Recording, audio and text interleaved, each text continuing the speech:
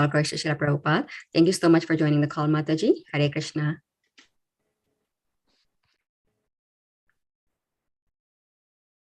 Hare Krishna. Please accept my humble obeisances. All glories to Prabhupada. All glories to all Guru Maharaj. All glories to everybody in the Sangha group. This is Sukakar Krishnadas from Chennai. Hare Krishna Mataji. Hare Krishna, Sukakar Prabhuji. Please accept my humble obeisances. All glories to Srila Prabhupada. Thank you so much for calling in the call, Prabhuji. Hare Krishna. Gujarati country, Gujarati. Yes, Gujarati. yes, Prabhuji. Thank you for always your beautiful questions. Surat. Thank you, Dandavat Pranam. Dandavat Pranam. Hare Krishna Mataji, Dandavat Pranam. Please accept my humble obeisances. All glories to Srila Prabhupada and Shri Guru and Gauranga and all the assembled devotees. Yashamati from Chicago. Hare Krishna, Yashamati Mataji. Please accept my humble obeisances. All glories to Srila Prabhupada. Thank you so much for joining the call, Mataji, always and right now and also in the mid-morning and on weekdays. So beautiful chanting as always, Mom. Hare Krishna. Hare Krishna. Hare Krishna, Mega Mataji.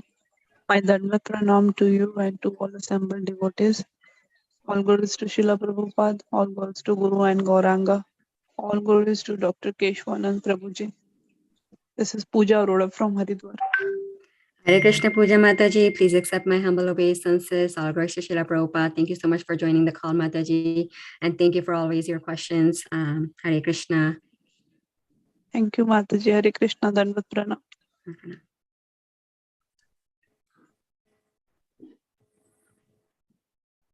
Is there anyone else on the call who would like to introduce themselves?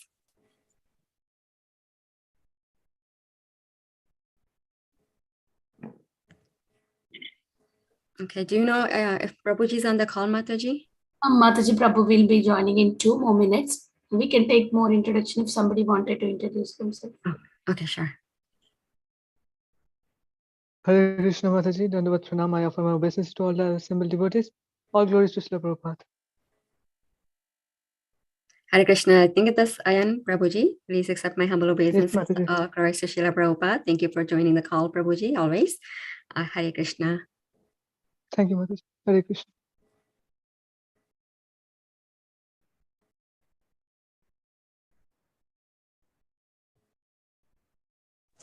Hare Krishna, Mega Mataji. Please accept my humble obeisances.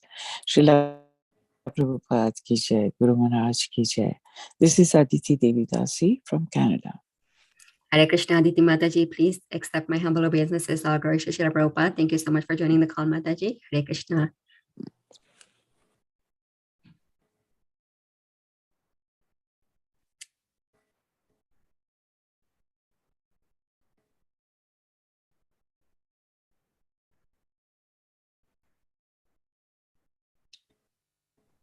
Maybe Mataji, can we move to introduction or okay.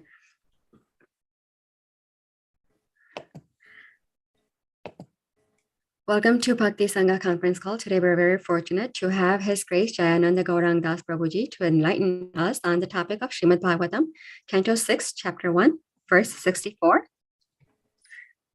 Hare Krishna Prabhuji, Dandavat Pranam, all glories to Srila Prabhupada. Thank you so much for giving us your valuable time and association this morning and enlightening us on the topic of Srimad Bhagavatam, Canto 6, Chapter 1, Text 64. Before I hand over the call to you, I would like to hand over the call to Sureshwar Shyam Prabhuji for a brief introduction on Prabhuji. Yeah, Hare Krishna Mataji, Dandavat Pranam, all glories to Prabhupada and Guru Maharaj. Here is a brief introduction about Prabhuji. His Grace Jayananda Gauranga Prabhuji is a disciple of His Holiness Jayapataka Swami Guru Maharaj. Prabhuji took to Krishna consciousness while at college. He did his undergrad at BITS Pilani, doctoral degree at Texas A&M, and postdoctoral degree at the University of Wisconsin-Madison. He has been chanting 16 rounds for the last 20 years. Prabhuji is well versed in Srimad Bhagavatam, Bhagavad Gita, Chaitanya Charitamrita, and has read Chaitanya Charitamrita over 50 times. He has been doing edifications of Bhagavad Gita and Bhagavatam for Bhaktivinoda. Hare Krishna Mataji, Dandavat Pranam. Back to you, Mataji. Thank you, Prabhuji, for the brief introduction. I hand over the call to Prabhuji now. Thank you so much. Hare Krishna, Dandavat Pranam, Prabhuji. please take over the call. Thank you, Mataji. Hare Krishna. Hare Krishna.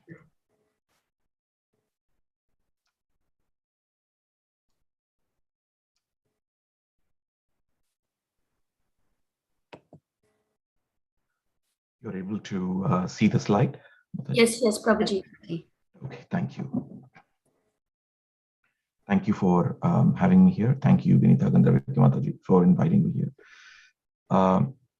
Today, it's Srimad Bhagavatam, Canto 6, Chapter 1, Verse 64.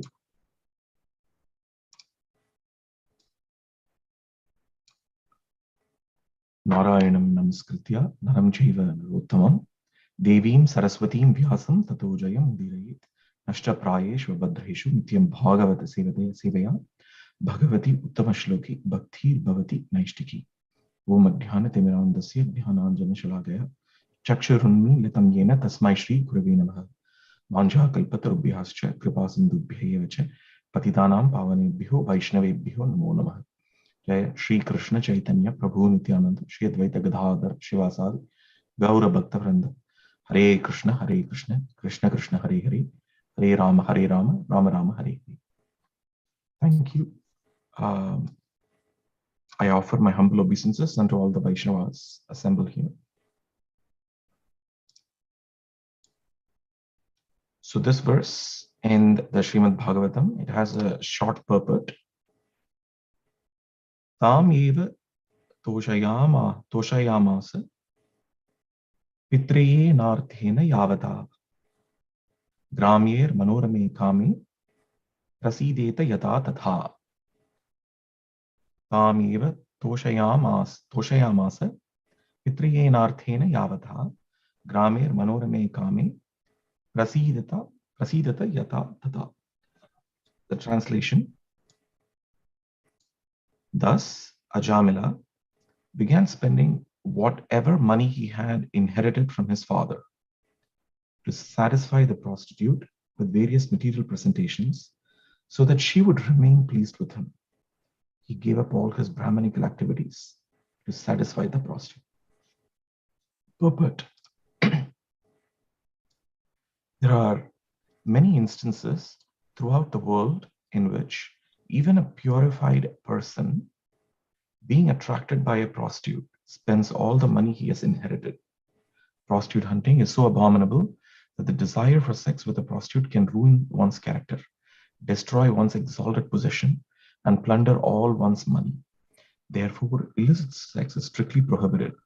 One should be satisfied with his married wife, for even a slight deviation will create havoc. The Krishna-conscious Grihastha should always remember this. He should always be satisfied with one wife and be peaceful simply by chanting the Hare Krishna mantra. Otherwise, at any moment, he may fall down from his good position, as exemplified in the case of Ajamila. Jai Srila Prabhupada. So, there are many features in this verse and the purport. So I'm going to proceed with this in a certain way. If you have any thoughts, please do let me know. And so the first thing which I wanted to point here is what the scriptures have done with reference to linking the aspect which is covered in this verse with the urge to eat. So the first verse that comes to our mind here is in Nectar of Instruction, verse 1. Vacho vegam, manasa krodha vegam. So that's the urge to speak. And then the mind, okay. And then jihva vegam. Okay, so that is the tongue and udaropastha vegam. And that is the genitals that has been covered in this verse. So there, Rupa Goswami is making this connection here that a sober person who can tolerate the urge to speak, the mind's demands, the actions of anger, and the urges of the tongue, the belly, and the genitals is qualified to make disciples all over the world. So here there is a connection between the tongue, belly, and the genitals. So these three, Rupa Goswami sees as going together. So in the same connection, so what can be done? So a similar thought is also being said by Srila Bhaktivinoda Thakur. Sharira Vidyajal Jarendriya Thayakal Jiva Phale Vishya. So if you see here, if one can restrain the demands of the tongue by limiting its activities to the eating of the prasada, then the urges of the belly and the genitals are automatically controlled. So again, we have a connection here between the tongue and the genitals. So that means here is a method which the acharyas, first Rupa Goswami has mentioned that in his Upadeshamrita, then Bhaktivinoda Thakur has reinforced it, that control of the tongue is connected with the others. And Lord Chaitanya has mentioned in the Antilila 6.236, the verse here, Bhala na kaibe ara bhala na paribe. So this verse here, do not dress luxuriously and do not eat delicious foodstuff. So here again, there is an instruction with reference to eating. So when one is unable to control the eating, then the others also get linked with it.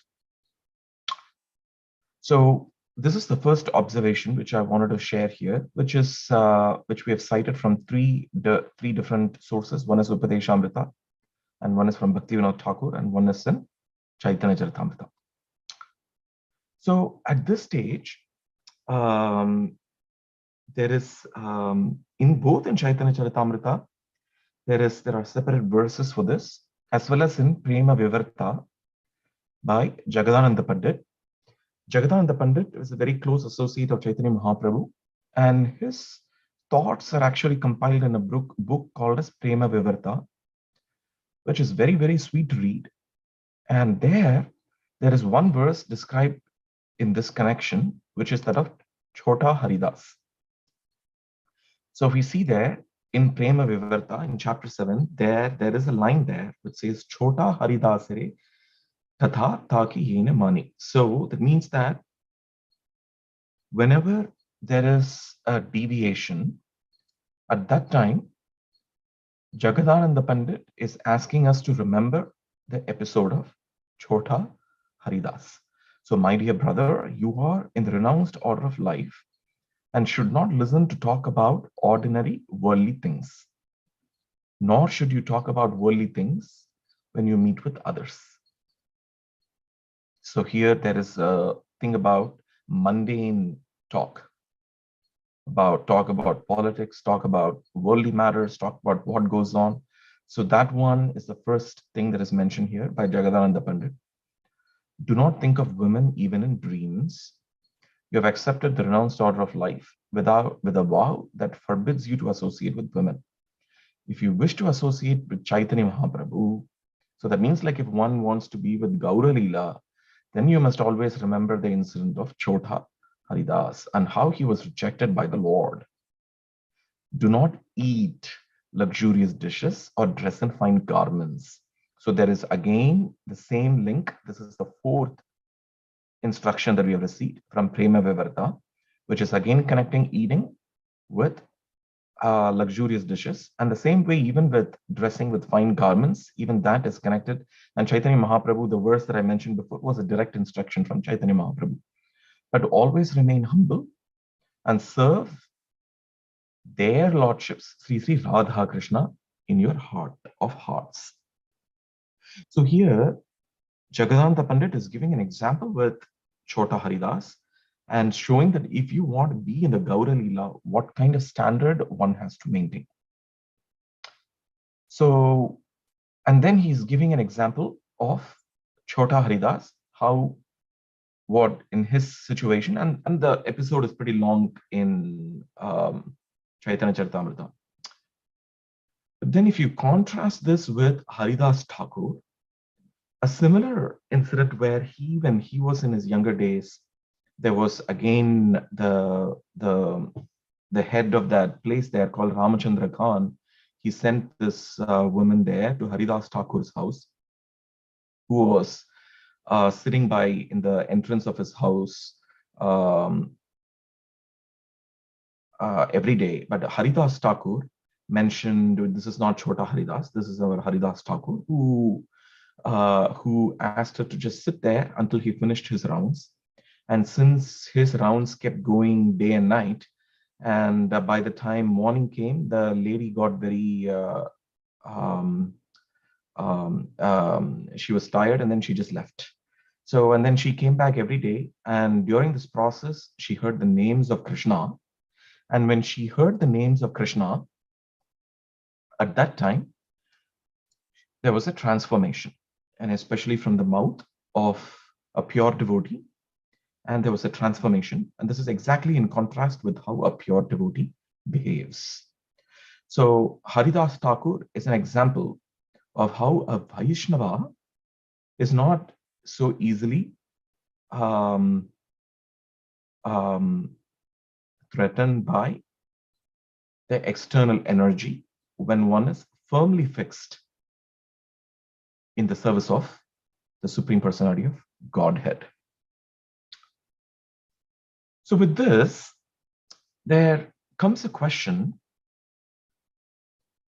So there is a linking here with the genitals, the belly, and the tongue. So how exactly to practically execute this? So here, Bhaktivinoda Thakur comes to help us with the answer. And there, he has covered this in multiple places, where he says that overall, we convert our home into Vaikuntha. So what that exactly means is that we don't have to do this individually for just one act where we control, because then it becomes not very controllable. So you'll have to put a lot of efforts, and all the self-effort is self-effort is enormous in that case. So we do a holistic process where we turn our home into Vaikuntha. So here Bhaktivinoda Thakur says, so we can change our home into Vaikuntha. And he says that it is not difficult. So Bhaktivinoda Thakur himself was a great acharya, and he was a householder, grihastha. He was a responsible officer, a magistrate. So he did it all. So if one reads the biography of Bhaktivinoda Thakur, sometimes one is even surprised. How was he able to do so much? He had a family and he maintained them throughout. And he did that in a very wonderful way. On top of it, Bhaktivinoda Thakur did so much work in spiritual domain. And how was he able to cover everything? The answer is that he converted his home into Vaikuntha. So it was no more a material domain. It functioned as a spiritual domain where the walls of the house, for us, it looks as matter, but by the person with this who is executing in the spiritual domain, the matter converts into spirit, and they're able to see the spiritual world, and it converts into Vaikuntha. So this is a holistic strategy here, but then a question does come here as then if we are saying that we're converting our home into Vaikuntha, then is Krishna present in what we call as the Vaikuntha planetary system, or is Krishna present here in the spiritual, when we are seeing in the spiritual world that we are seeing here? So for that, just to clarify this about to turn home into Vaikuntha, I have two slides here so that it gives a little clarification about what is Vaikuntha or where is Vaikuntha. So the first question, which I'm just answering here as we go forward in this thought process, is where is Krishna? So here, one aspect is that Krishna is transcendent. Okay. So we'll take this verse here from Brahma Samhita, Andhantarastam Paramanu Chayantarastam. So the first part of this verse alone I will take right now, Andhantarastam. So Andan, this is the universe, Anda. So in this every universe, at the bottom of the universe, Krishna is lying down in the form of Garbho Daka Sai Vishnu. Okay, Shai means lying down, and he's lying down in the Garbho Daka ocean. And from his navel bed, the lotus flower stems up. Okay, so in the same way, there is another verse in same Brahma Samhita itself. Goloka eva nivasti akhilahatma bhuto. So I worship Govinda, the primordial Lord, residing in his own realm. So if you see here, so I'm just trying to, for a holistic living of converting our home into Vaikuntha, it's always best to understand what exactly is Vaikuntha so that we know what does it even mean by converting our home into Vaikuntha. So we are taking these verses which help us understand what is Vaikuntha so that we can live a life which is possible for us to do these things, that is, control the urges of the tongue, the belly, and so on. So here in the Brahma Samhita, it says, I worship Govinda, the primordial Lord, residing in his own realm, Goloka, with Radha, resembling his own spiritual figure. The embodiment of the ecstatic potency possessed of the 64 artistic activities in the company of the confidence, Sakhis, embodiments of the extensions of her bodily form, permeated and vitalized by his ever blissful spiritual rasa. So I'm not going to go into all the other aspects of this verse. The thing that I'm pointing to is the second line here, in his own realm, Goloka. So this verse here says that Krishna is transcendent in his own, okay, so in his own realm, which is Goloka Vrindavan. And he's also present in also the every universe, material universe. There he is present again, transcendent as Garbhodakashai Vishnu.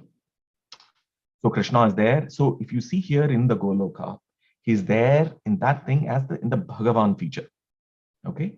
And the same way here also in the Garbhodakasai Vishnu, as Garbhodakasai Vishnu, is again there as a transcendent personality of Godhead as Bhagavan feature.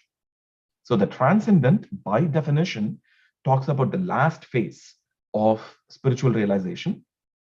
Brahmeti, Paramatmeti, Bhagavan iti shabdayate. So Badantita Tatvidam Tatvam Yajnanam Advayam. So in that, the last verse, Bhagavan, is where is this transcendent. So we do see here that the Vaikuntha as the transcendent realm, okay, as a transcendental realm. Simultaneously, Krishna is also immanent. So immanent, so he's transcendent and he's immanent simultaneously. And that immanent is what we can see here again in the same verse here. And how is he immanent? As a super soul. As a super soul, as Paramatma, which is the second stage of realization. You have Brahmeti, Paramatmeti, Bhagavan. So Bhagavan is a transcendent aspect. Paramatma is the immanent aspect. As immanent, as super soul, Vishnu is within everyone's heart. And what is that? That is the second part of the same Brahma Samhita verse. Andhantarastam, Paramanu, Chayantarastam. So Paramanu means it's in every atom. He's not just there in the heart alone, he's there in every atom. Okay.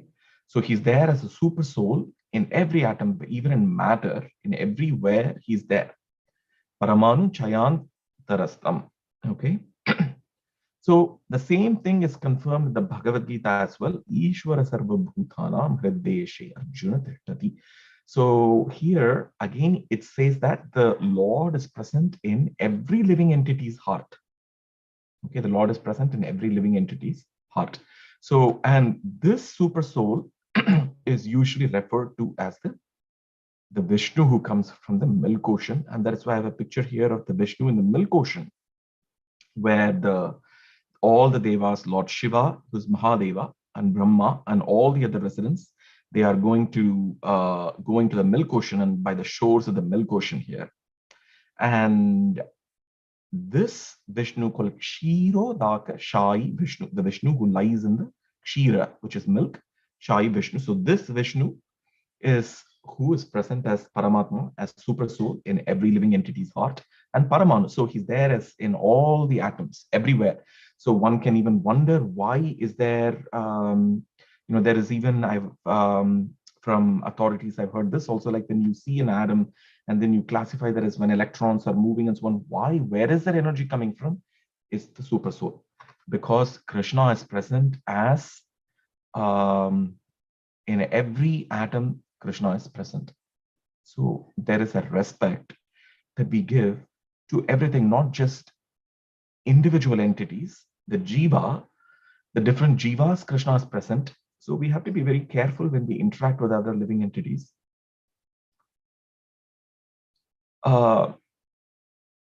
Because it's not just the spirit soul, their individual spirit soul, but Krishna is also there as Paramatma. So every time we take it very lightly when we interact with other living entities, but we take a step back, think about it, and collate our thoughts. Even when we may be agitated, it's better to step away, collate our thoughts, and then come back and talk to them. Be careful while interacting, whether they are devotees or not. Because in every living entity, Krishna is present as a super soul. And in the same way, Vishnu is also present in all the atoms, and hence comes the respect that we have towards the material nature, environment, whatever we call it, because Krishna is present everywhere. So if this is the case, then what exactly we mean when we say that Krishna is, we convert this home into Vaikuntha? So what does it mean? Because the reason why we talk about that, converting our home to Vaikuntha, is because that will help us control these urges, belly, genitals, the mouth, which is the tongue, and so on. So this is based on the previous two slides. I'm going back to this concept of a more holistic way of a practical way of converting our home into Vaikuntha. So here Prabhupada quotes this particular verse, which he says, Tatra Thishtami Narada Yatra Gayanti Madbhaktaha. So where is Krishna? That Krishna is where his devotees are chanting his glories. That is where Krishna is there. Okay, so this is a verse where Krishna is saying, I stay there where my devotees are chanting about me and my glories. So this is actually, this verse was cited in Prabhupada's lecture given in Mumbai in 1973. Krishna's place, Goloka Vrindavan, that is also spread everywhere. So we understand the locus. So it is spread everywhere. So then Prabhupada himself answers this question, how is that this Goloka Vrindavan is spread everywhere? So, and he answers by saying, so the bhaktas, the devotees, they are so powerful that by chanting the holy name of the Lord, they make the supreme, all-powerful Lord descend in that place. So that is what we see in the temples, in the Archa Vigraha. So we invite the Lord and the Lord descends and the place converts into Vaikuntha for the person who's able to see it. So to the level to which one is spiritually realized, the Vaikuntha will be visible to that proportion. So, and that is also confirmed by Bhakti Siddhanta Saraswati Thakur if we read the purport actually in Brahma Samhita, in this verse that I just mentioned here, Goloka Eva Nivasati Akhilatma Bhuto. If you read that purport there, very beautiful purport, there it will say that how Bhaktisiddhanta Saraswati Thakur is saying, to the level to which the soul has made realization, to that extent there is visibility of the spiritual domain. And it will appear differently. So what the pure, the Shuddha Bhakta, that kind of a Shuddha Bhakta is seeing is very different from what anybody else will see if they have not attained that pure devotee stage. So the Bhaktas, and that is there are 2 paragraphs in Brahma Samhita purport of Bhaktisiddhanta Saraswati Thakur, very beautiful purport. And so here, Prabhupada says that the devotees, by chanting the holy names of the Lord descends in that place. So why do we say that? Because wherever the Krishna is, that place is called Vaikuntha. It's not the reverse. It's not that there is Vaikuntha and then Krishna goes there. Wherever Krishna is there, that place is called Vaikuntha. So this means that, and this is also seen, when in Chaitanya Charitamrita, when Advaita Acharya, when Nityananda Prabhu tricked Mahaprabhu and then he brought him to the banks of river Ganga, and then Mahaprabhu was very upset that Nityananda Prabhu had tricked him and he was going to go to Vrindavan. Then he brought him to back towards Shantipur. And there Advaita Acharya came there, and then he also made a similar statement there. So these statements, it might seem like it's just some statements just made, but they all have very in-depth meaning. So when Advaita Acharya says there that wherever the Mahaprabhu is there, that place is Vrindavan. Okay, and the river Ganga is river Yamuna. So that place is Vrindavan and that place is Yamuna. So that means like wherever there is Krishna, that place is Vaikuntha.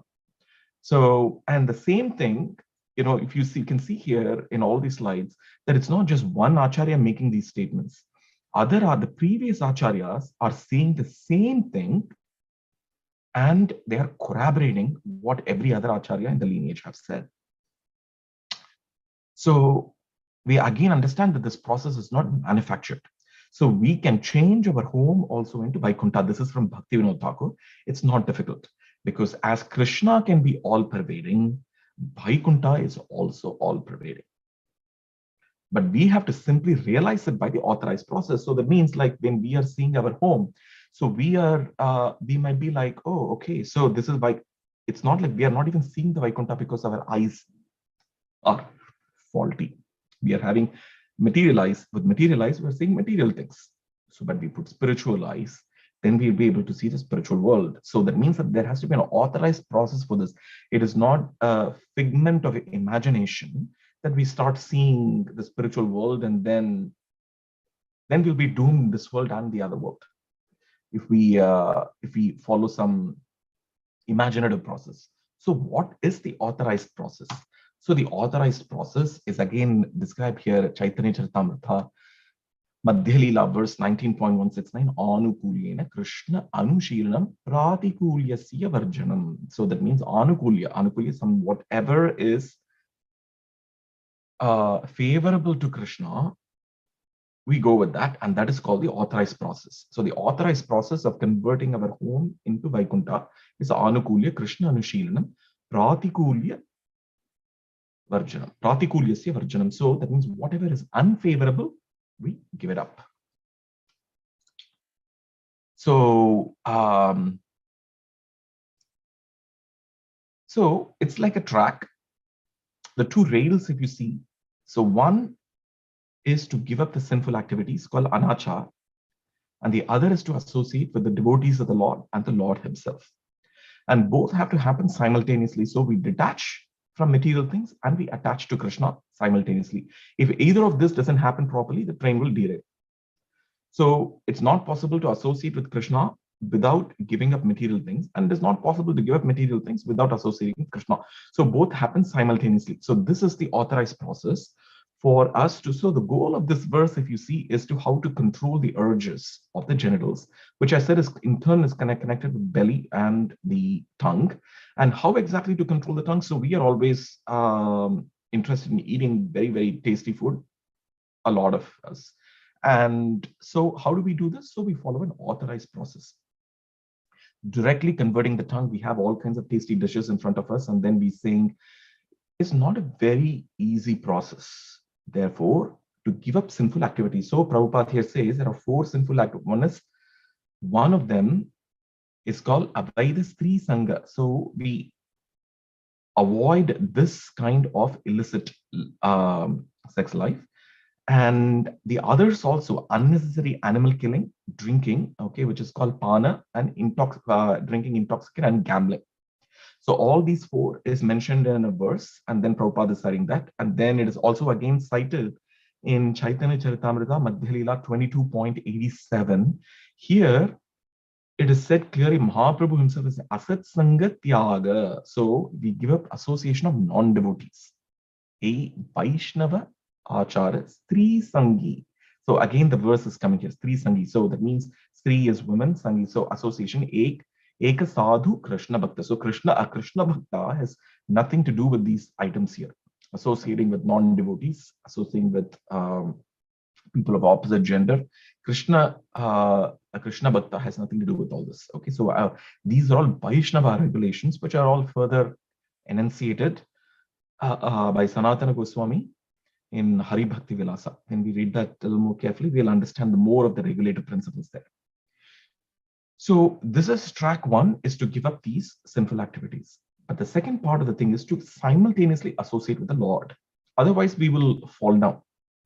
Okay, so it will be possible for some time, so we will behave as though we are acting mature in spiritual life. But without Krishna, it's not possible. So Nama Sankirtan, Yasya Sarva Papa Pranashanam, Pranamo Dukkha Shamana, Tam Namami Harim Param. So this is the last verse of the Srimad Bhagavatam. It says how important is Krishna Sankirtan. Param Vijayate Shri Krishna Sankirtan. That is the very first verse that Chaitanya Mahaprabhu also says in his Shikshaksharam, to show that what is his mission, the external mission in this world is Param Vijayate Shri Krishna Sankirtan. So the process by which we associate with the Lord is also called Krishna Sankirtan. By chanting the holy names of the Lord, we associate with the Lord. So, and how to do this? By staying by ourselves, it will always be hard. It is best to associate with devotees as much as possible, because it will only make the process easier. It will keep us in check. It will keep the process regulated and help us move forward. So we will have to pray to Krishna while chanting deeply to give us that opportunity to associate with the pure devotee of the Lord. And not be very skeptical, in the sense like maybe in front of our material vision, a particular individual may not appear as a pure devotee. But that doesn't mean that they are not. With our material eyes, we cannot see the pure devotees. But then, if we become humble and understand our true position, at that time, by the mercy of the Lord, we will be able to see that pure devotee. And that position is called as fortunate. And that person who has that association of the pure devotee, even for a minute, is called fortunate. That is the fortune. Everything else is actually unfortunate. That the fortune is that moment's association with that pure devotee, for which we have to yearn for it and pray for it. And that is a proper prayer. Prayers are very effective, and that prayer is a very effective prayer for yearning for that pure devotee. So, if that is so, but at the same time, this whole process, people do find it very difficult as well. So why does someone find it very difficult? Is there Prahlad Maharaj in Srimad Bhagavatam in Canto 7, Chapter 5, verse 30. There he says, Who finds this process difficult? Matirna Krishna Parato Svatova Mito Abhipatyate Grihabhratana Adanta Gobir Vishatam Tamishram Puna Puna Charvita Charvanana. Matir. Okay, so if you see the word here, I'll just explain this very nice verse actually. Matir. Matir means towards. Na means, they don't go towards. Matirna Krishna. Okay, towards Krishna. Who doesn't go towards Krishna? For whom the process, the authorized process that I just described before is difficult. Okay, so if you follow the authorized process, one would be able to control the tongue, the belly, the genitals, and all the urges. But who finds it difficult? Matir na Krishna. Okay, they don't go towards Krishna. Parato. Okay, so others are telling them, okay, a pure devotee, a Madhyamadikari, Uttamadikari, they're all Kanishtadikari, they're coming and telling them to, okay, so go towards Krishna. So when others are coming in, Parato means because of others, okay? But when others are coming and telling us, they don't go towards Krishna. Svatova, on their own also, they're not making any efforts. Okay, Parato means because of others. Because of others are coming and telling them, please go towards Krishna, they don't care. Svatova, on their own also, they're not making any efforts. Mitho means a combination of these two. Okay, a combination of self-effort and the effort of other devotees. In a combination also, they're not putting any effort. Okay, abhipatyate. Abhipatyate is abhideya. Okay, they're not putting any effort. And who does that? Griha Bhratana. Those who they have taken a vow. Okay, Brata means they have taken a vow that they are going to put all the efforts for the development of their home. They're going to, that is their prime business. Graha Bhratana. Okay. So Graha Bhratana means they want to take care of, that is their prime goal, is to take care of their wife, their children, the parents, the relatives, the house, is the house in a good condition? Are we doing everything to satisfy? So they're completely bound by the activities of the house. And who is that? Adanta Gobhir. Adanta means excessive. Except go is senses, Gobhir. So they're excessive sense gratification. The same thing with this verse. That's why I picked this verse here. So Gobhir. So Adanta Gobhir, Vishatam Tamashram. So such people. So, and then, but Prahlad Maharaj goes a step forward here and says that what is the consequence for these people? Vishatam Tamashram. Tamas is darkness. Ashram means house. Tamas plus ashram, if you conjugate the word, becomes Tamashram. So that means like they will enter into hell. Tamishra means a place of darkness. What is the place of darkness? It's hell. Puna Puna Charvita Charunan. So they will always be doing the same thing again and again. So who is it that they're not able to go towards Krishna? Those who cannot control their senses. Adanta Gobhir. Adanta Gobhir. They cannot control their senses. And what is the consequence? Entering into hell. And you can see that this world itself is pretty hellish for those who are not in this, for those who are not detached from the world. So things will keep changing in this world all the time. They will not go our way. But if one stays detached from those kind of disturbances that we see, the happier we will be. However, if one is attached to it, every day we will see varying levels of disturbances. It could be self-inflicted, inflicted by others, inflicted by external, by the devas, like hurricane and so on. Every day there are disturbances in varying magnitude. Instead of trying to be not disturbed by those, if we follow this process, this authorized process, it will help us to be undisturbed, which in turn will have a positive effect on us and will feed back and further help into our spiritual progress. It's a very nice positive cycle. Matirna Krishna Parato Svatava Mitho Vipadyati Krihabhrata Madanta Gobir. So this excessive sense gratification is a cause for all the other things. So in this case, what is the summary of all what we said is that what is the locus of Vaikuntha? So are we seeing Vaikuntha here at our home, so for a materialist perception of this material world is like a dream. Okay, but all there exists is just the spiritual world, but the materialist is not able to see it. Okay, so when you dream at night, so this is Prabhupada is saying this in a lecture. When you dream at night, then you perceive that as being real. Okay, then you say, okay, this is real, it's a dream, and then you're crying, this is a tiger, tiger, tiger. Where is the tiger? But you're seeing it as a fact that there is a tiger, that I'm being killed by a tiger, but where is the tiger? So this is just taken literally from Prabhupada's lecture. So that means that you're getting an impression of factuality. Okay, you're getting an impression of factuality, but it is a dream. But there is a point here which Prabhupada is saying here, but there is an advantage of having the human body, that even so when we are just living our material life entirely in the material domain, that is like a dream. But unlike the night dream that we're having, there is one advantage in this human body, is that even in the dream, we can wake up and realize the reality, which is God. Even in the dream, so Bhaktivinoda Thakur uses the word here, Jagrata. And that is also there in the famous thing here, Vibhavari Sesha. So Vibhavari, so the morning is come, please wake up. So in the same thing, Jagrata, so please wake up. Okay, Uttishta. Uttishta is another word for wake up. So Bhaktivinoda Thakur also uses the word Uttishta.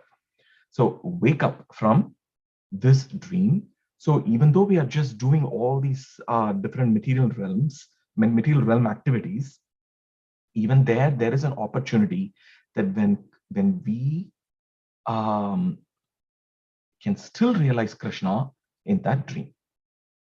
So if we contrast that with the Mayavada philosophy, there we can see that their teaching there is Brahma Satyam Jagan Mithya. So that's actually very different here. So that only the Brahman effulgence is true and the cosmic manifestation is illusory or false.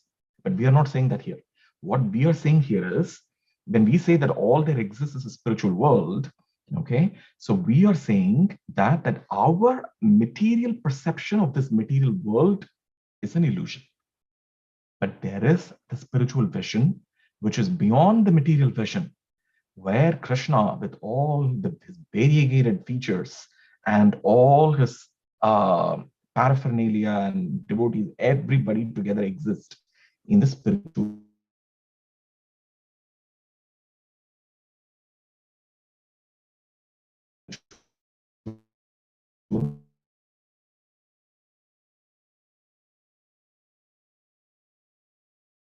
Krishna.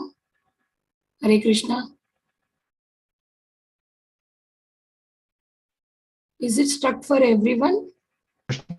Yes, Mataji. Yes, Prabhu, Mataji.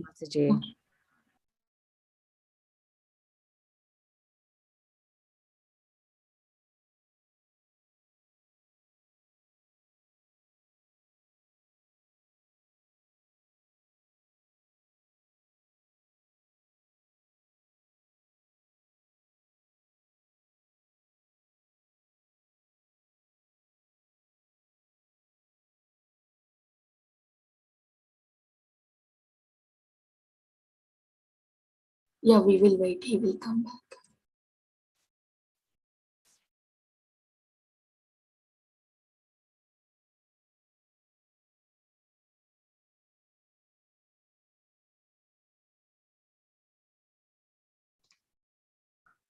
Sorry about that. I don't know what happened.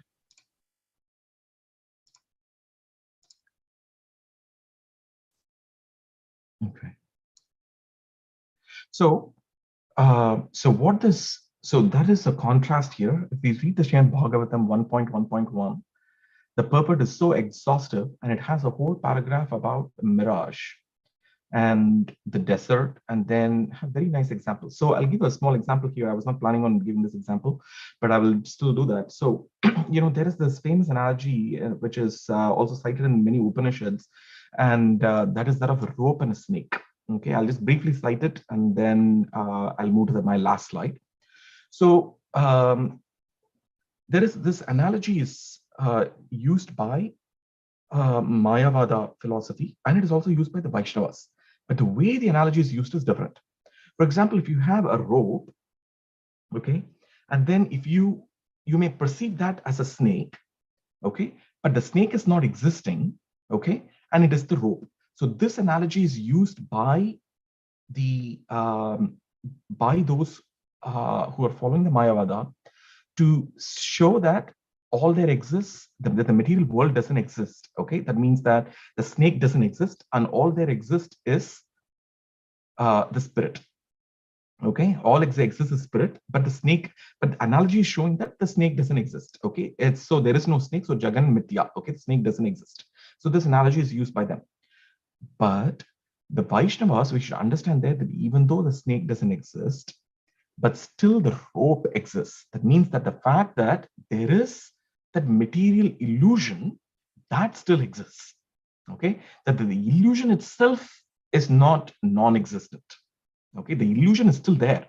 That means that, but in the concept of the Advaita, the illusion itself doesn't exist, because if there was an illusion, then it will result in duality. You have an illusion, and then you have the Lord, and then you have the spirit soul, and then so you'll have a duality. So that means in the true concept of pure non-dualism, the illusion itself shouldn't exist. What you are illusioning about doesn't exist, but the fact of illusion itself doesn't exist. But that is not there in the Vaishnava. That is what is there in the Srimad Bhagavatam, Canto 1, Chapter 1, Verse 1, purport. So this will show us about the locus of Vaikuntha, that the Vaikuntha is spread everywhere. So this is my last slide. So the conclusion here, what we see is that the Vaishnava sees everything in relationship with Krishna, even in this material world. And by such advanced knowledge, everything becomes spiritualized. So the matter becomes spirit. In other words, everything in the material world is already spiritual. Okay, but due to our lack of knowledge, we see things as material.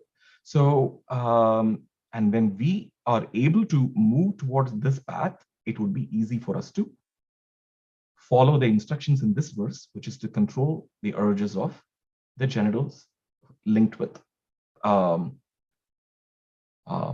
the tongue and the belly. So we'll stop there. And thank you very much for everyone's for your patience. If I have missed anything, if I've said anything wrong, please forgive me and please correct during this discussion. Again, thank you, Vinita Gandharvamataji, for inviting me. Thank you. Hare Krishna, Prabhuji, Dhanavad Pranam, all glories to Srila Prabhupada. Thank you so much, Prabhu, for such a beautiful, beautiful class. You have given us examples from everywhere, and also the solution for every problem is to make our home as a Vaikuntha. And how is it possible? Just by chanting Hare Krishna Maha Mantra, you can make your house to be Vaikuntha. Thank you, Prabhu, for such a beautiful class. There are some raised hands. Lalitangi Mataji, please go ahead. Krishna Prabhuji, Dhanavad Pranams. Thank you so much, Prabhuji. It was a very, very nice presentation, like, a garland of verses from many different places connecting to the topic from various scriptures. It helps us to understand in depth. Thank you so much for that. So, my question is on the Brahma Satya and Jagan Mithya. So you explained that in Mayavada concept, there is only one thing exists and the illusion doesn't exist. But the Vaishnavas say that the illusion exists, right? Maya exists, the world is there, but our perception of the world different from the Lord is what to be corrected. Is that, can you explain exactly that point? What's the difference? Okay, Mataji. So, what is the in Kevala Advaita? That is the one, it is based on the Sharirika Bhashya, the commentary written by Shankaracharya. So if we see that, what is the basic thing which it says? That all there exists is the spirit. Okay, that is Brahman. Okay, since it's an undifferentiated spirit. Okay, it's an undifferentiated spirit, and all that is the only thing that exists. And when we say the word, and when they use the word Advaita, that means all that exists is just one. Okay, and what is that one? It is the spirit. Is that okay, Mataji? Yes. So that is Brahma Satyam. All there is just Brahman, which is spirit. Okay. And for Brahman alone to exist, just a spirit alone to exist, and that there is no matter. Okay. So there are a couple of things here. Whatever we are seeing as matter, okay, that is an illusion because it is not existing. But the fact that we are under illusion, that itself cannot exist, because the illusion, it's the word illusion, okay, whatever we are having the illusion, even that cannot exist. Because if that illusion exists, then again it will become duality, because you'll have something called Brahman and you'll have something called illusion. Okay, then it is no more Advaita, it will become Dvaita, right? Because you have duality there. So it's not that just the matter, the Jagan Mithya alone, the fact that Mithya itself cannot exist at that realm. The illusion itself cannot exist at that realm. Okay, but the Bhagavatam, okay, is saying that illusion, what we are perceiving as the material world, is definitely an illusion. Okay, well, let's say that we are seeing some skyscrapers in a large city which is in connection with our material world. That is an illusion, okay, because that is not what actually it is there. Okay, because everything is actually connected with Krishna. So that means, like, whatever we are seeing, that our perception of that material world is definitely an illusion. But that illusion does exist, because that illusion is also an energy of the Lord. Okay, as Mahamaya, the illusion is definitely there. The illusion does exist. And even that spirit is also not an undifferentiated mass of spirit, but even that spirit is also differentiated. It is variegated and exists as a huge spiritual world with spiritual mountains, spiritual rivers, spiritual grass, everybody serving Krishna. So in this way, we differ in multiple aspects. It's not just the illusion aspect alone, but even the spiritual aspect, we differ. Hope that answers, Mataji. Yeah, thank you, Prabhuji. And one more question is that, when Shankaracharya came and introduced this Advaita, it was the purpose was to take the people from the atheistic philosophy propounded by Lord himself when he came as Buddha. So is there any Shastric reference for this apart from the verse that Mayavadam Asachatram Prachannam Bhautam Uchyate? And my second question is, why is this link? I mean, I'm not able to understand. The confusion is because of an authorized Acharya saying a partial aspect of the absolute truth as Brahma, Satya and Jagan Mithya. And then there are so many other acharyas who have to come and prove that that is not all in all. We have Dvaita and Vishishta Dvaita and Achintya Bheda. So I'm trying to understand why not from Buddhism directly to Vaishnavism, and why was that Advaita to fill in the blanks, or I mean, if you can help us. Mataji, the first thing here, the problem, again, I don't want to use the word Advaita here. The reason I don't want to use the word Advaita is we ourselves have the word Advaita in various parts of the places. Like if you see Brahma Samhita, it says Advaitam Achyutam Anantarupam. If you see in the Bhagavatam, there also it says Tattvam Yajnanam Advayam. So Advaita Acharya. So we have the word Advaita. That is not the problem, because that is there in the Abheda part of the Achintya Bheda. The Abheda is actually taking care of the Advaita. Okay. But so the Advaita is not in question here. The question is the Mayavada. So that is why I don't want to use the word Advaita, because that is already there in our Achintya Bheda. The Abheda, that is the fact that we are spirit and Krishna is also spiritual body, and then everything is spirit. That is so the fact that everything is spiritual world, the Abheda is already covering that. So that is why if you see Prabhupada everywhere, he is not saying the problem is with just the Advaita. It is not complete, of course, because they have left the Bheda part. It is not complete, of course, but the problem is with the Mayavada. Okay. Because there, it is that in order to establish just the Abheda, without the Bheda, okay, one has to assume that this verse here, that Jagan Mithya along with that Mithya doesn't exist also. So in that way, in that pure sense of just the spirit existing and nothing else existing, we have to go towards so many interpretations to go to that level. So, and the second part of your question, Mataji, is that everything is given as steps.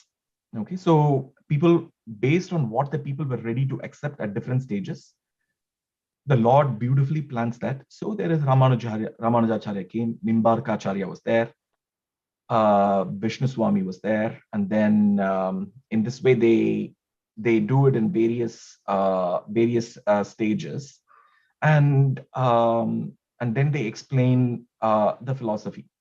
But then I would also not say that as though the Shankaracharya's commentaries, as though the first thing that came after Buddhism, that is, but then because if you see the history, the Vaishnavas were always there. Like if you see the dates, the modern historian dates may actually differ quite a bit from what the dates are mentioned in the by the different Vaishnava Sampradayas. So the date when Vishnu Swami was there, doing his pastimes here, might vary from what the historians say and what is actually said in their Sampradaya. And so I wouldn't say those things also. That's the second point there. For example, the different Arvars, for instance, in the South, when the dates given by the historians are very different from the dates given by the Sri Vaishnavas. The Sri Vaishnavas give the dates that the first three Arvars were there in the Dwapar Yuga, and the last, the remaining of the 12 acharyas were there only about up to 2500 BC. Okay, so the dates are all quite questionable based on what has been spread by what is being said by the historians now. And that's the second aspect there. So because there is, and we don't go to, and there is no real date at all mentioned here, because we see from the Bhagavatam is not saying, okay, it's composed at this time, this verse, this. Okay, so but from the scriptures, we say that this is when it has been. So what is said in the scripture is very different from what is there in what is being said by historians, because they don't take these as a fact. Okay, and the third aspect to this is that if you remove the Mayavada aspect and if you just choose only the fact about Advaita alone, that is called Brahmavada, okay, just that spirit alone exists, that has been there for a long time, for eternity. That concept has been there as long as this material universe. For example, if you see the Kumaras, they were also in the first thing that they were all there exists a spirit, but then they moved towards Krishna. Atma, Rama, Munaya. So then those self-realized souls, they move towards Krishna. So I wouldn't just put all the emphasis only on Shankaracharya or his followers. I wouldn't put that, because these are all there much beyond that time. And for example, even Sukadeva Goswami, who composes Bhagavatam, who was in the Brahma Bhuta Prasannatma, that platform. So Chaitanya Akang, he was there in that platform. Even he, as soon as he heard the names of Krishna, he saw the next feature, not just the Brahman feature, but the Bhagavan feature of the Lord. So this has always been there. So that progress from Brahman to Paramatma to Bhagavan has already been said in the Srimad Bhagavatam 1.2.11. That verse, it already says that. So it is not peculiar to this, even though sometimes when we see a narrow window like that, like as though Shankaracharya came, then Ramanujacharya came, then Madhvacharya came, okay, and then so on. Then we see that only from a small perspective, but then we see a perspective of multiple yugas. We can see that it has always been like that. Mm. There has always been those who believe in just the Brahman, who have reached the self-realized platform, and then they move towards Bhagavan realization. Does that answer, Mataji? I just tried to answer that in few angles. Is that okay? Yeah, thank you so much, Prabhuji. Very, very helpful to understand. Grateful for your association. Thank you. Hare Krishna. Thank you, Mataji. Hare Krishna. Prahladananda Prabhuji, please go ahead. Thank you very much, Mataji, for allowing me to speak. And my Dhanvat Pranam to Jayananda Gauranga Prabhuji. And I have only two observations which I had parallel thinking like that. In Bhagavad Gita, 13th chapter, slok number 8 to 12, Sri Prabhupada gives very nice purport about how to make our home Vaikunt. He says there are only 4 things which you need to do. One is jap, chanting. Another is prasadam. Third one is kathavarta. And fourth is arti puja. These 4 things, he says, will make your house completely Vaikuntha like that. And since I read that long back, we have practiced this in our house, and we feel that bliss always with associating with Sri Prabhupada and his books and Kathavarta, also the Sadhu Sangha and all that. So this was really good explanation of how making Vaikuntha like that.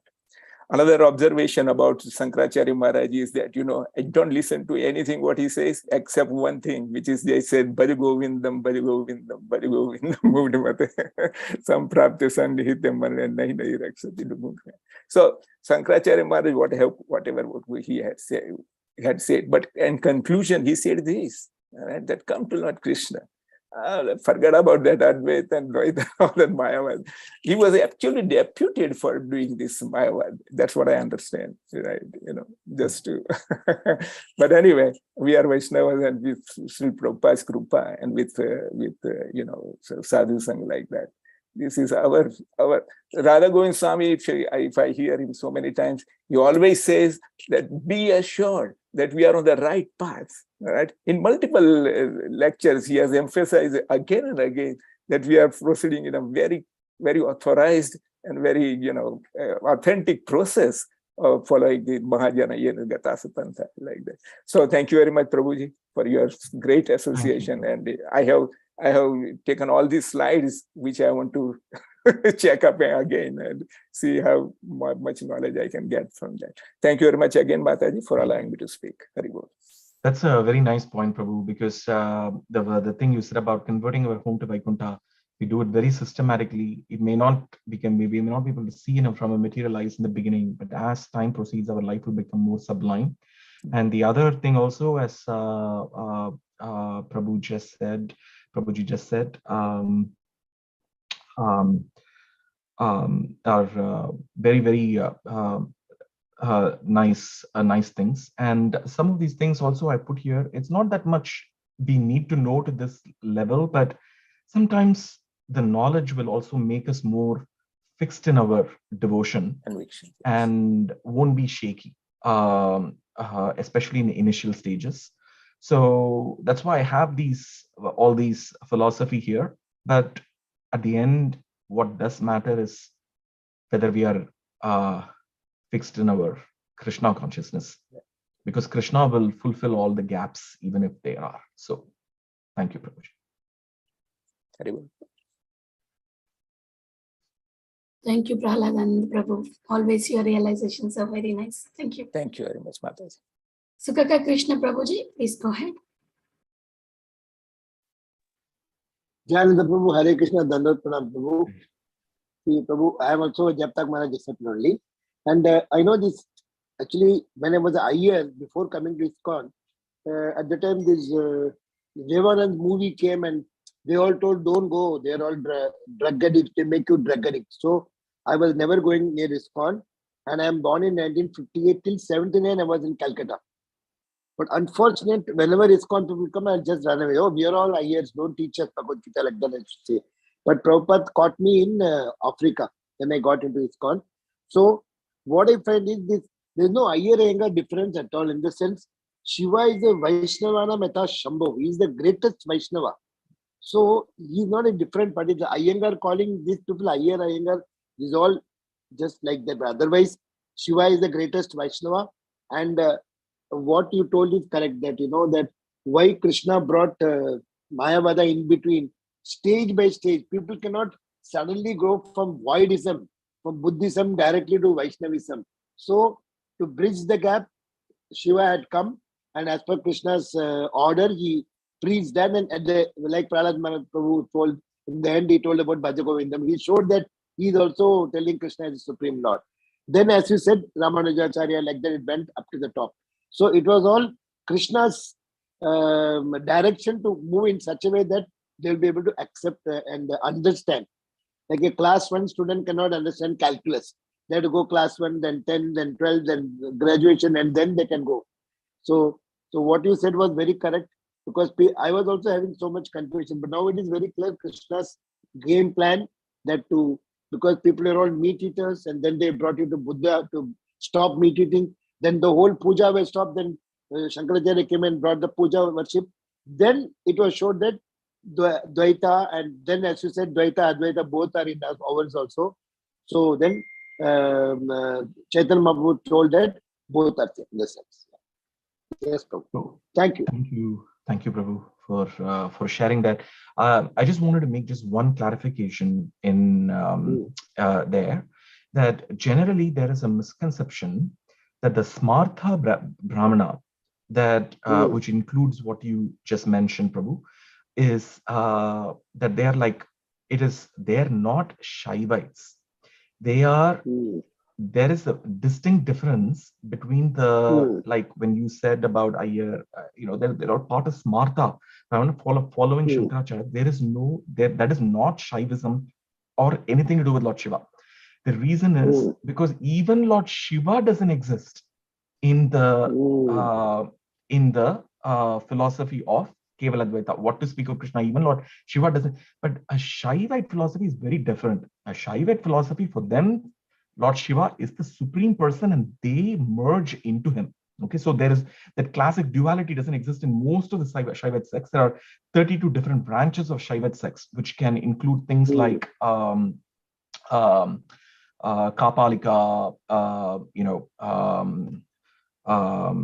different sects are there around. A lot of them are there in around Varanasi.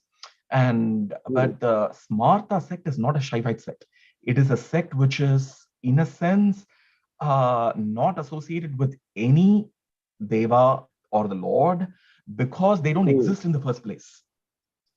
So, because for Advaita to exist, there is no God, separate God. All that exists is just self. So there is a misconception when we see the followers of, just because there is a word Shankaracharya, that doesn't mean that they are all followers of Lord Shiva. Actually, the Vaishnavas accept the true existence of Lord Shiva, but the Smarthas do not. For them, Lord Shiva actually doesn't exist. So I'm just but then so wrongly they use Smarthas and the Shaivites are the same. Like that, people are using the currently. Yeah, that is coming only because of lack of knowledge. Because if you see, there are many sects in India. Like, for example, in the Karnataka, you may have Lingayat, or you might have so they're all Shaivites. But the one you mentioned and the Smartha Brahmanas, they're not Shaivites. They are nowhere. They are none. No, there is no, for them, the reason why they are doing puja, why they are doing temple worship, is just that there is this, just that they are trying to so-called use that as a support system to purify themselves, so that eventually they have to give up the temple worship, because for them, there is no God. If self is the God, what is the point in worshipping? So they are atheist actually. Smartha means they are atheist. It is atheist. As good as. It is atheistic. So it is covered. So wrongly people call, all Iyers are called as Smartha, Iyengar, means Smartha, Ekadashi and other Ekadashi. They wrongly use. People don't know what exactly Smartha means.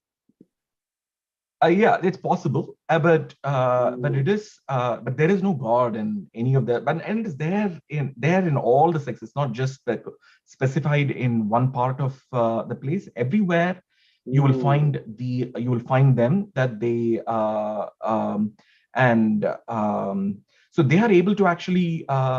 So in fact, in that sense, they only use the Lord as a tool to help them towards spiritual progress. And as soon as they think that the individual soul thinks that they have made the particular progress in spiritual world, after that, the Lord has no use for them.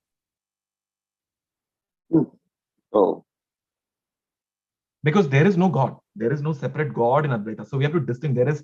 These are all entirely separate facets. One is you have Shaivites, then you have Shaktas, then you have Smarthas, and the followers of Shankaracharya are not Shaivites, they're Smarthas. And then you have the Vaishnavas. So out of these, like the Shaktas, for instance, they don't have any commentary for the Vedanta Sutra or for the Upanishads, because it's not possible to explain the Vedanta Sutra in that context. So that's why they don't have it. And then the Shaivite, they have some kind of an interpretation there, but it's very hard to write the commentary also in that sense. And that is why the only commentary that exists which is non-Vaishnava, as of now, the only commentary that really exists in a sense is the Smarta commentary of called Sharika Bhashya of Shankaracharya, which is neither Shaivite nor Vaishnavite nor Shakta.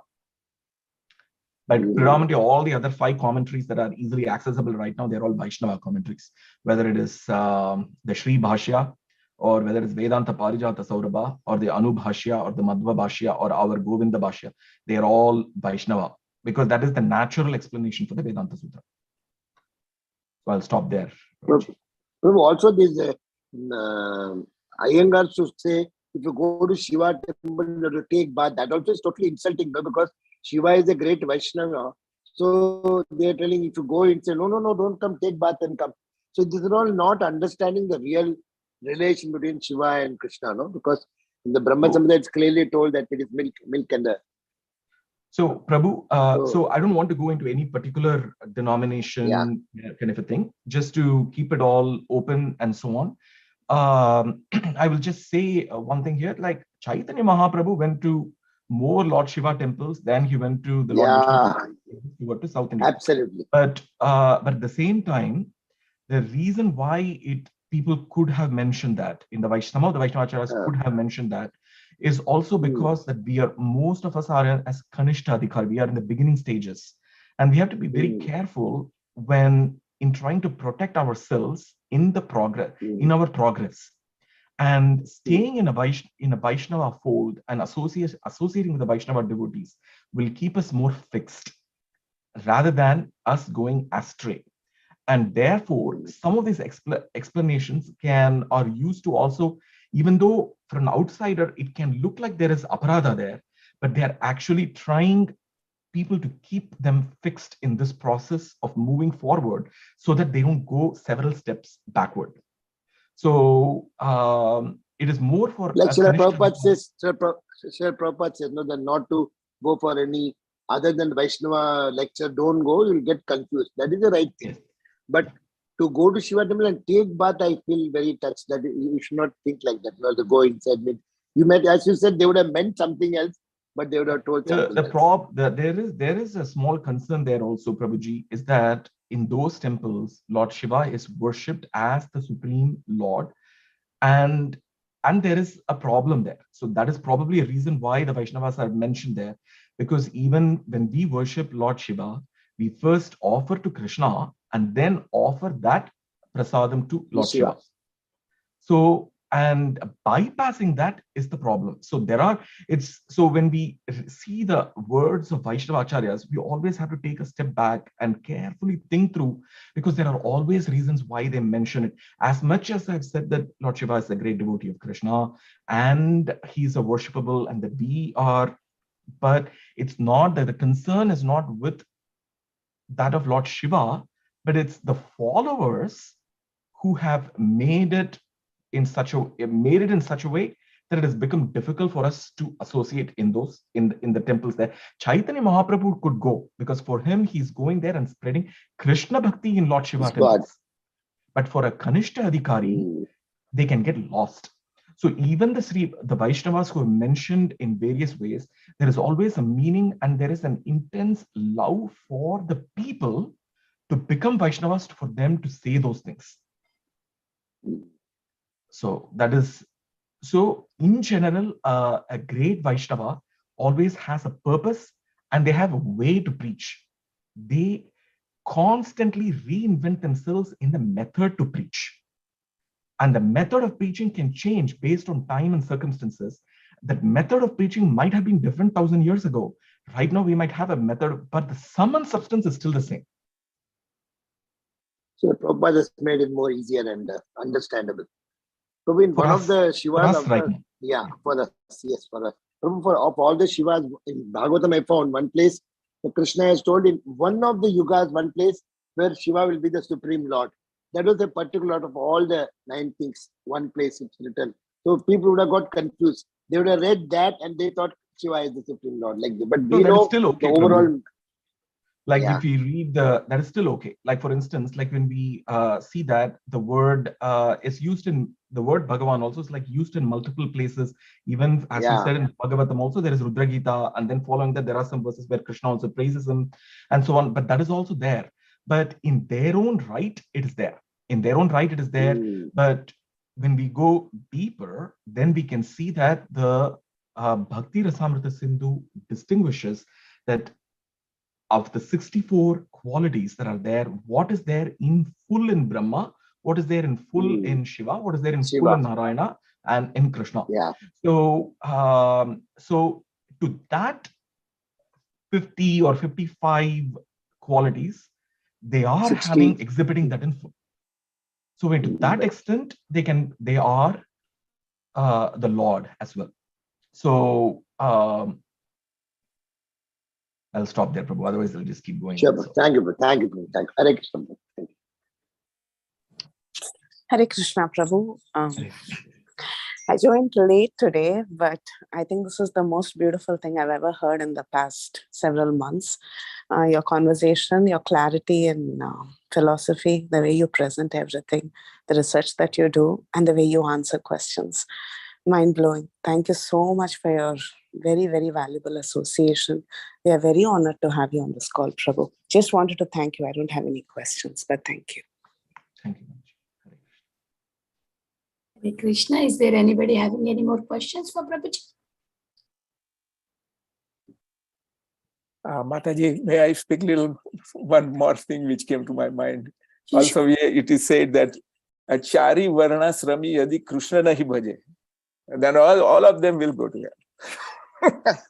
That's said in Chaitanya Bhagavat, I understand. So that's what came to my mind. But, Lord Krishna is the center of everything. These other theories and all, they're all tangential and kind of, misguiding or whatever.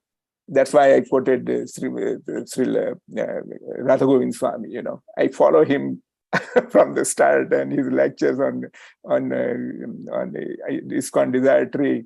I keep on hearing repeatedly because he is taking us completely in the proper channel, So that's what I wanted to add. Thank you very much for allowing me.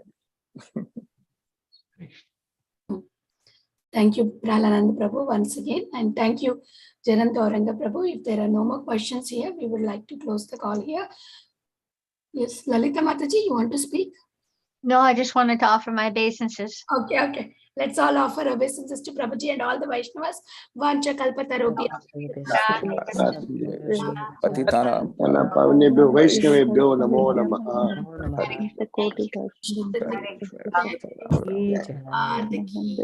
Jai. Gauranga Prabhuji ki Jai. Thank you, Prabhuji. Very nice. Thank you so much. Radhe Radhe. Gauranga, Nityananda. Gauranga Nityananda. Radhe Radhe. Nityananda. Radhe Radhe. Shyam Radhe. Yeah. Thank you everyone for joining. We'll meet again tomorrow. Hari Bol. Hari Bol. Hare Krishna. Hari Bol.